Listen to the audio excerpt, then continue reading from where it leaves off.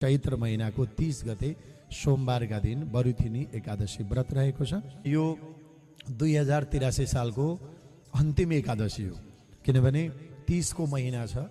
यस कारणले गर्दा 30 महिना भएको हुनाले भोलिपल्ट 2083 साल वैशाख महिनाको 1 गते प्रारम्भ हुन्छ, नयाँ वर्ष प्रारम्भ हुँदैछ। यानि कि 2082 सालको अन्तिम एकादशी हो। यो मसान्तका दिन परिरहेको छ। अब बरुथिनी एकादशीको महिमा के छ? यो एकादशीको भन्दा शास्त्रहरूले चर्चा गरेका छन्।